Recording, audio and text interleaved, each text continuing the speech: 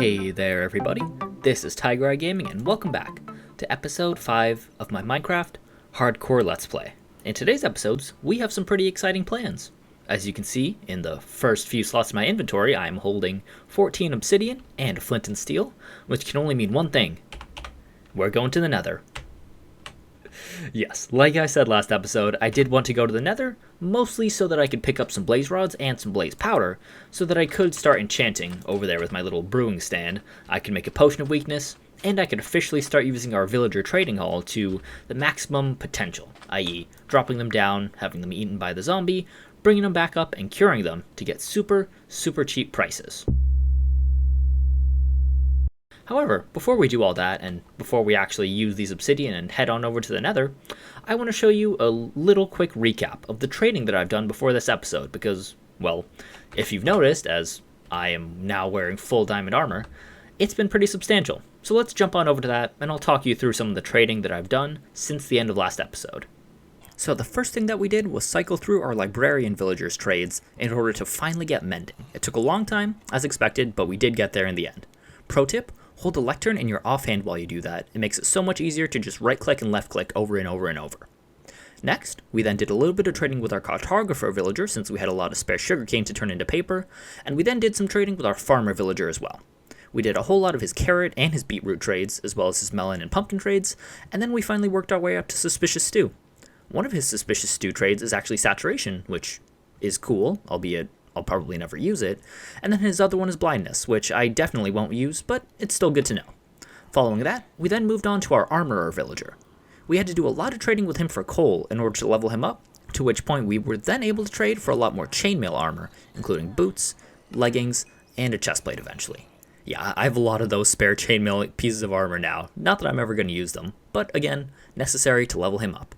Following up all that leveling up, I was then able to get enchanted diamond leggings from the armorer, specifically Blast Protection 2, Unbreaking 2 leggings. Now, later on in this montage, I did unenchant them and re-enchant them with a level 30 enchantment, but still, it was really nice to finally fill out that armor bar at the bottom of my screen. After all that trading with the armorer, I then moved on to the weaponsmith and the toolsmith. Similarly to before, I did a lot of coal trading to level him up early on, as well as trading for a whole lot of stone hose. Once he leveled up, I was then able to trade for a whole bunch of diamond hose, which were actually sort of useful. You know, I probably didn't need them in the quantity that I got them, but hey, they are always useful to have, both for tilling soil and for breaking things like leaves or hay bales or nether wart, shroom lights, etc, etc. This next clip is actually from when I was down in the mines looking for iron to trade, and I actually stumbled across an amethyst geode. Now, unfortunately, I did forget to get the coordinates, and I didn't really explore the geode since it was kind of dark up there. However, I hopefully will be able to find my way back to that, since I really do want to do some stuff with amethyst geodes in this series. Next up, we went back to our home base and we did a little bit more enchanting. As you can see right there, we kind of just upgraded our diamond pants to be Blast Protection 4 and Unbreaking 3, which is definitely something I'm satisfied. I do like varying my enchantments a little bit other than straight protection. Next up, we enchanted one of those hoes that we got from the toolsmith, and we also enchanted a bow with Power 4 and Punch 2. Following that, we went ahead and enchanted up our diamond sword. We got Unbreaking 3 and Smite 4. It's sort of a mixed bag, because on the one hand it's good for taking out skeletons and zombies, but on the other, I do prefer sharpness, and I really was looking for looting. It's alright though, we'll get it eventually. And finally, we were really trying to get Feather Falling 4 on our diamond boots. That's always one of the enchantments I prioritize, so I did re-roll a few times by putting a low-level enchantment on a book, and then disenchanting it using a grindstone to reset the enchantment and hopefully get Feather Falling 4. Unfortunately, we weren't able to get that today. I saw Protection 4 in the enchantment table, I took a risk, and I ended up getting Protection 4 and Depth Strider 3. Those are both enchantments that I really like, but I do need Feather Falling 4 on there at some point. And that just about wraps up our enchantment session. Hopefully you enjoyed seeing that glance at our trading and our enchantment. Alright everyone, we are back. Hopefully you enjoyed that little glance at how I tend to approach villager trading in the early game. I've said this a few times, but it really is a useful tool to help you get from kind of the mid-game to the end game, and we're definitely going to be using that a whole lot in this world. But yeah, now that that's done, I think it's just about time that we place down our nether portal. So I've gone ahead and just come on over to this ruined portal area. Seemed like it was a natural fit to place the nether portal here since we've already got all this stuff in the ground. So I'm just going to go ahead and do that. We'll probably keep it nice and simple, just toss it right up here. Actually, there may even be a chest somewhere underneath all this sand. I haven't even checked quite yet, but before we do that, let's just go ahead and pop down the nether portal. I'm really hoping we get a good spawn too. Yeah, this is potentially quite dangerous, so I am really hoping that we don't get a bad spawn where there's no nether fortress around for miles and we're in a super dangerous biome. I would definitely love if we can spawn in like a crimson forest, one of the more peaceful biomes in the nether, and we can be really close to a nether fortress. And we can be really close to a nether fortress. And we can be really close to a nether fortress.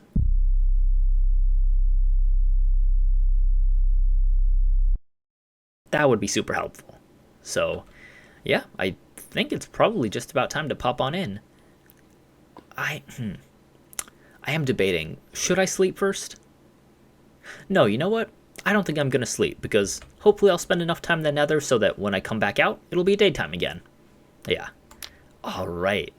Let's go ahead and light the portal and just checking that I have what I need. Yep, before we pop on in, I did go ahead and place some enchanted boots on, and I went ahead and enchanted them level 32. They are Unbreaking 3, which is not necessarily ideal, but it's fine. That works for our purposes. And yeah, no more dilly-dallying. Let's pop on in and see what we've got. Alright everyone, right off the bat, we are in a basalt delta, okay. Let me just scout around to make sure we're not in any immediate peril. And you know what? I'm actually a pretty decent fan of this spawn location. Alright, I could be eating my words if it turns out that there's no nether fortresses around for thousands of blocks. But I do really like how these basalt deltas look. I think they're a super cool biome that was added in the recent nether update. And I'm glad that we're not smack dab in the middle of one. Because honestly, those magma cubes can actually be pretty lethal if you're right smack dab in the middle of one and you can't escape, you happen to fall into a lava pocket, There are plenty of ways to die in this biome, so it is nice that we're kind of on the edge here of that biome and just a normal nether wastes. But okay, let's go ahead and crank up the render distance just a little bit. Let's see. Well, you know what? Let's go for 32. Let's go for 32. And the frames are still doing okay, so I am okay with keeping it at 32 for now. Ooh, it is nice and foggy in the distance. Okay. Yeah, I'm trying to use that peripheral vision trick just to see if I can spot anything in the distance. But I think the fog is kind of preventing that from being too effective. Okay, well, I think for now, the best thing to do might just be to do a little bit of exploring. So I've got my 19 torches. Probably should have stacked up a little bit more on torches, but you know what? It's whatever. We'll be all right. I'll go ahead and explore this biome a little bit, just go out in a few blocks in each direction and see what we can find. I may have to rethink what I was saying earlier about this biome being really cool. It does still look cool, don't get me wrong, like this is a super cool visual. But this is also very, very dangerous. Yeah, it seems to go on for a pretty substantial amount, and well, there are lots of little overhangs like this where if a magma cube happens to sneak up on me, he could easily knock me into lava, and that would be it. Goodbye world. So yeah, I'm not sure how ideal this is anymore. I'll definitely still take a look around, but I think the move may actually be maybe going the other way, more into the nether waste direction with regards to where we spawned in our nether portal. Yeah, this doesn't look like it's going to be super productive or super safe when it comes to finding another fortress. So I think I'll probably work my way back to the portal and then just, look around a little bit, see what I can find.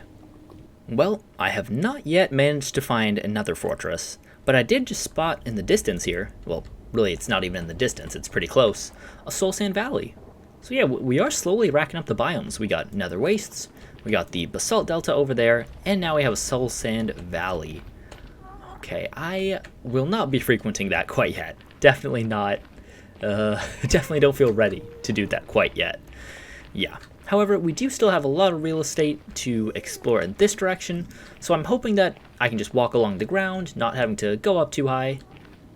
Okay, wait, that's the second time someone's dropped down from there. Interesting. Alright, yeah, I don't know what's going on up there. The guy who dropped this rotten flesh right here, he scared me half to death. I was just standing here and I suddenly heard the cries of a hurting pigman, and I thought that I was doomed. But yeah, he just fell for some reason. But hey, that tangent about suicidal pigmen aside, I'm just gonna explore a little bit more in this direction, and hopefully we can find another fortress in the distance. Oh, I'm really hoping it's not gonna be one of those things where it's thousands of blocks away. But at least we're not in too much danger right now. No one seems to be mad at us. The piglin are fine. The zombified piglin are cool. So I'll just go ahead and keep on exploring for the moment. And look at that. I barely traveled like 50 blocks. I was literally just up over that hill. And we've got ourselves a warped forest. Very nice. You know, I am quite pleased with that, because not only does that mean that we've got a pretty peaceful biome over here, hopefully don't have to worry about dying, knock on wood, but also that does give us access to a really cool wood type, which is honestly one of my favorite new wood types in this game. Let's go on ahead and, well, chop one of these guys down. Oh, yes, and we got shroom lights too. Oh, perfect. Very nice. And hey, we do now have an efficiency 4 unbreaking 3 hoe. Oh, wait, it doesn't insta-mine? Oh, that's a shame. Okay, it's alright. We'll upgrade that soon enough. For now, though, I will just go ahead and mine a few shroom light along with a few of the warped wart. That's a hard word to say. Warped wart. And then I'll go ahead and grab a few of these fungi as well. So hopefully we can start doing some of that in our home world. We can start farming some of that. Oh, but wait, can I pick this up? I don't think I can. Oh, no, that's a pain. Okay. Yeah, see, with some stuff like glass... Uh-oh. Where are you? Where is he? Oh, you're right there. Okay. I got him.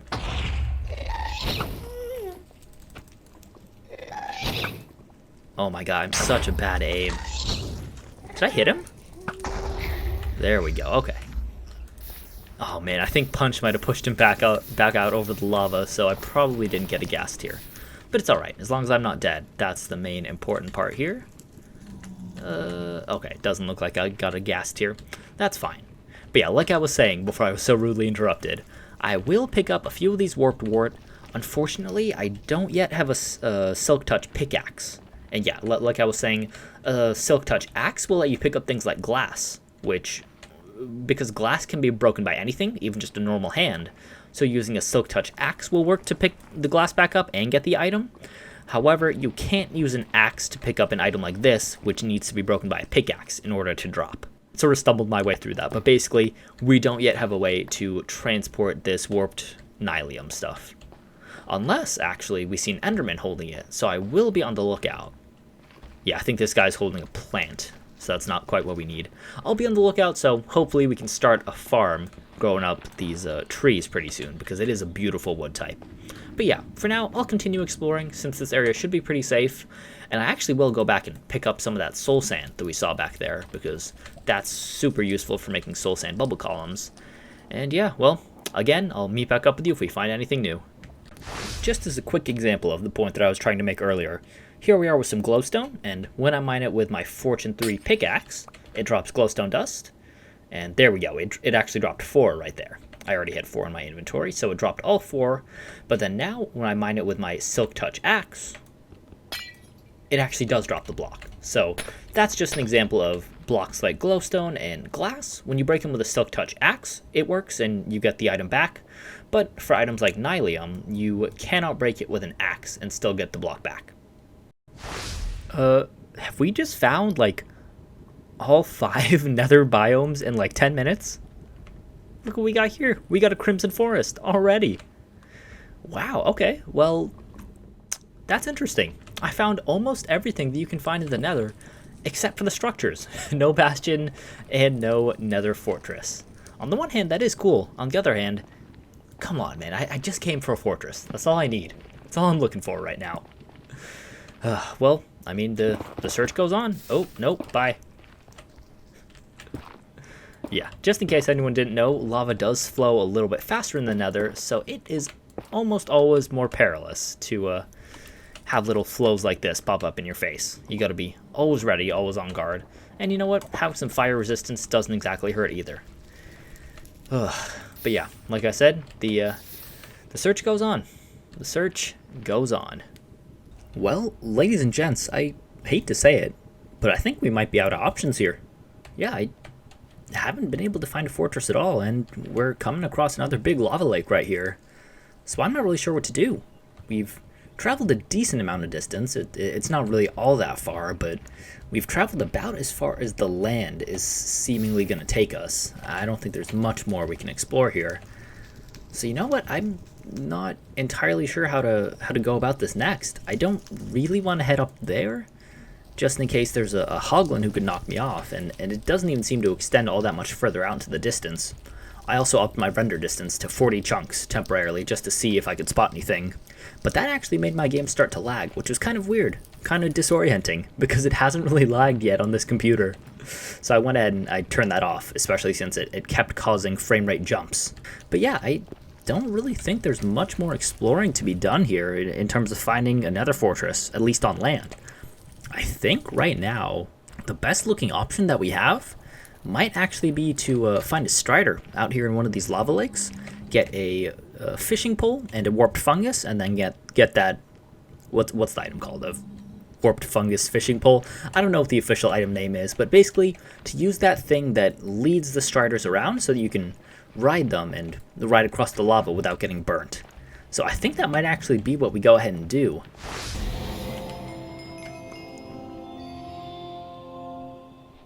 Well, there we go. I think I just managed to catch that on camera. But yeah, just venturing into this little Soul Sand Valley over here, which I'm fairly certain is a different one from the one we saw earlier on in the video. We have now received, hot tourist destinations. So we've already managed to find all the different nether biomes before even managing to spot a fortress, which is both an impressive achievement and quite annoying. Ay. Okay. So this is what I was talking about earlier when I mentioned how Enderman could pick up those blocks. Right now, I think it actually makes a lot of sense for us to... Ooh. Also, this is a good spot to find a strider to ride. But yeah, it makes a lot of sense for us to kill this guy and pick up his block. So I think what we're going to do... Okay, yeah, I was going to say our inventory is pretty full, but we can easily drop one of those blocks that we got. What we're going to do here for maximum safeness is just construct a little Enderman killing platform. And really, it's not so much a platform as a ceiling, I suppose. This right here, pro tip, safest way to take on Enderman, because what you can do is engage them. And it's about to get really loud in here, I'm assuming. But yeah, you can engage them either by slapping them or by looking them right in the eyes. And then you just hide under here, and since they are 3 blocks tall, they cannot reach you. And boom, they will drop one of those warp nylium. There we go, easy as pie. So that's a fun little Enderman trick. Just build a ceiling at 3 blocks high so that you can fit underneath, but the Enderman can't.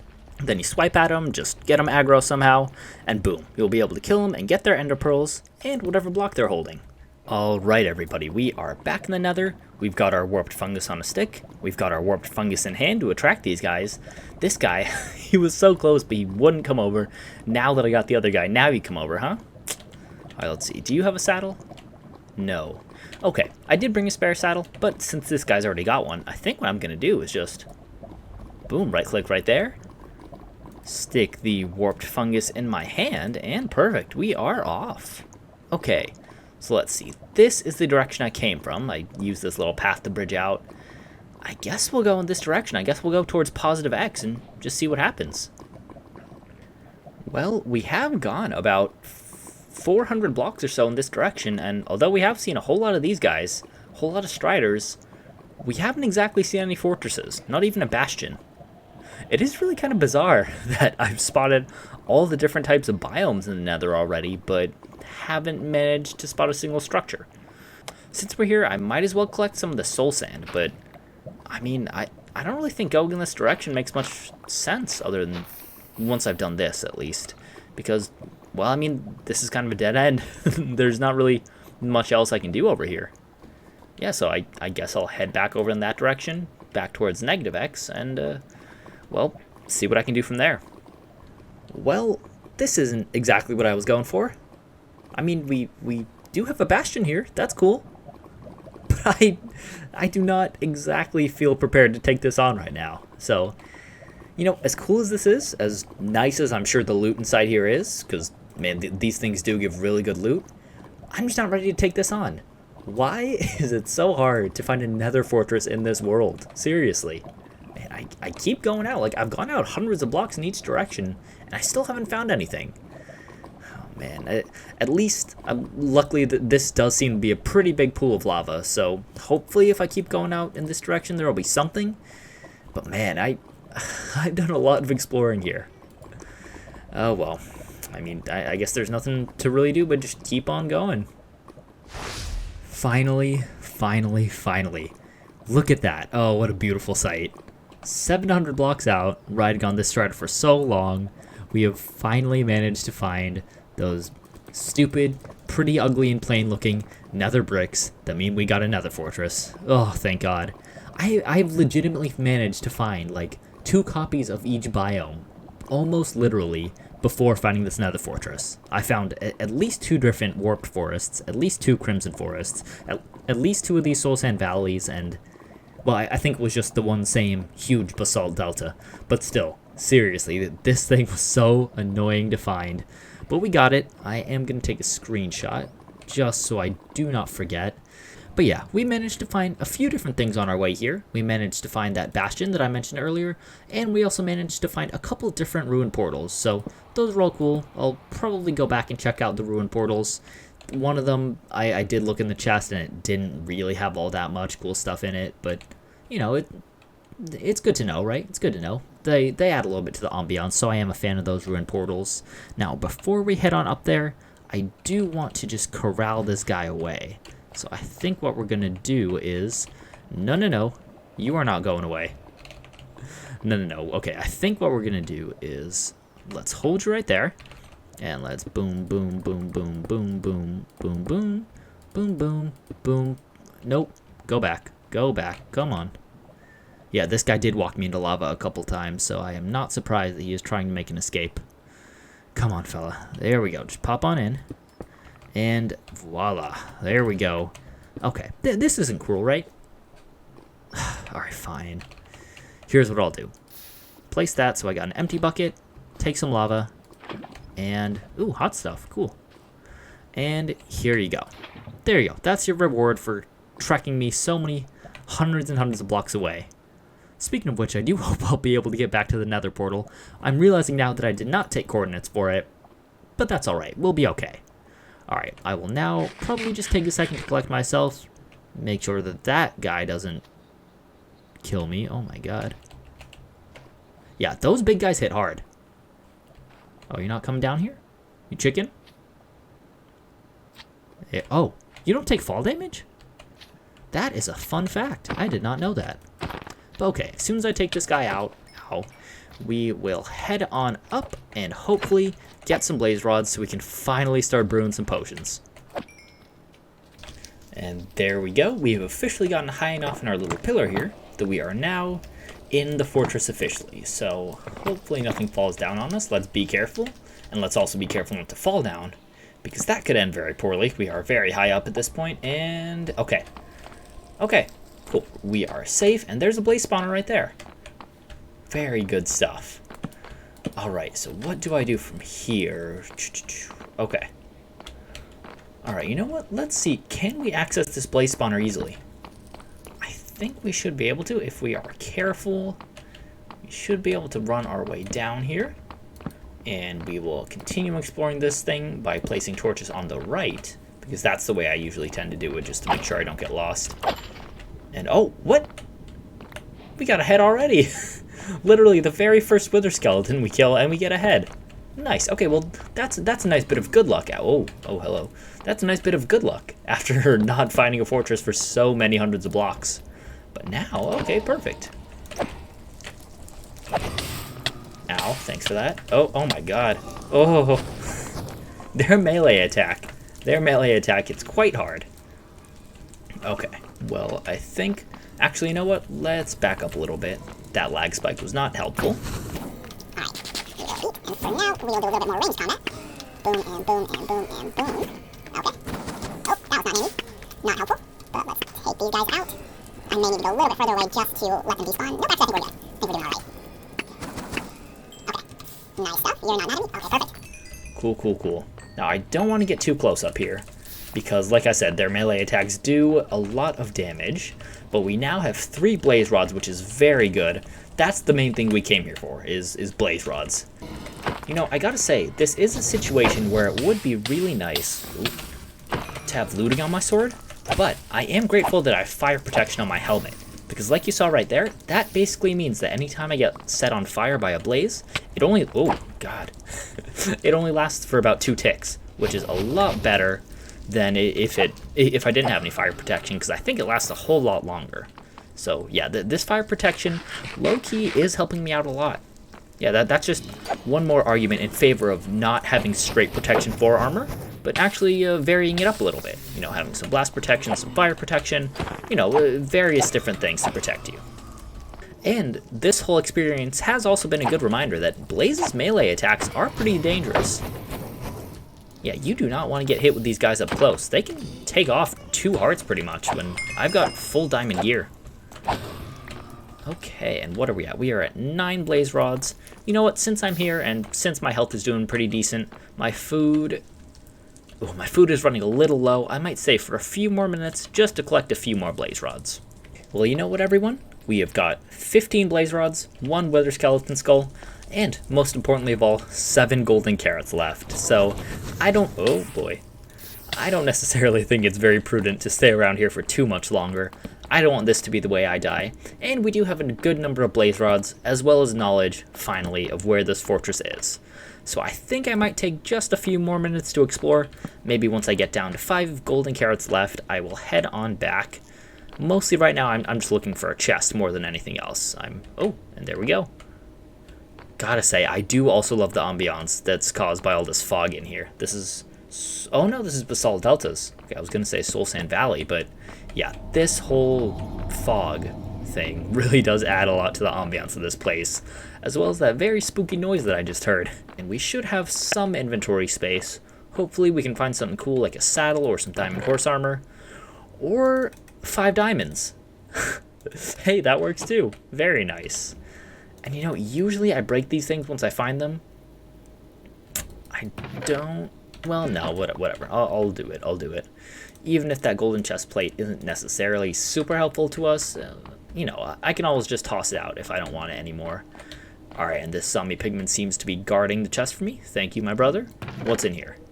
Oh, wow. Really? We got 8 diamonds from 2 chests. And I don't know if I'm misremembering here, but I feel like you don't often get diamonds from those chests. I feel like usually I get saddles and horse armor more than anything else, so that's super cool. Well, I think that pretty much triples the diamond count that we're at, because we were at 3 diamonds before in our chest back in our desert home, but we're at 11 now with these 8 additional ones that I found here, so that's very nice. I have been doing a little bit of strip mining off camera, but yeah, frankly, it hasn't been the most successful endeavor. I've gotten a few extra diamonds, but nothing too crazy, so that is definitely a welcome boon.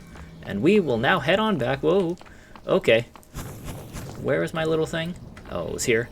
You know what? I'm not trying to bother with you guys right now. Let's just head on down. Okay, and try our best to be safe. Because yeah, this staircase is pretty open. So I am really not trying to fall to our death. Yeah, do not have feather falling yet. And even if I did, I'm wearing golden boots right now that only have unbreaking 3. So we are not trying to take any falls that are too far. Skeleton rattles. Where's that skeleton rattling? Okay, well, hopefully that skeleton will not bother us. Yeah, I don't know where he is, but we'll be okay. Basically, we are ready to head on back home with our little strider fella right here. All right, buddy, let's hop on to you and head back home. Just like that, I believe they should not be able to escape, which is especially helpful because this guy had a naturally spawned saddle on him. So I didn't even have to use a saddle of my own, and we even got 2 saddles from all those chests. So we've actually come out ahead net on this trip in terms of saddles, which is great. You know what? Thank you very much for your service, buddy. I appreciate it. I'll put a couple extra torches for you so you can stay extra warm, and hopefully you won't leave me. Hopefully you will stay right there and primed and ready for when I need you next, because there's definitely a lot in this nether that we can do. Yeah, like I said, we've managed to find a number of copies of each biome, so that can definitely be a fun thing to explore. Sorry, I just saw that ghast, and I was not looking to get surprised. And we did. Oh. All right. Well. Okay. He just despawned right while I was aiming my bow at him. That's okay though. I'm not mad. But as I was saying, we did find a bastion, and we did find a couple of ruined portals. Now, I did check both the chests, and there wasn't anything too substantial in them.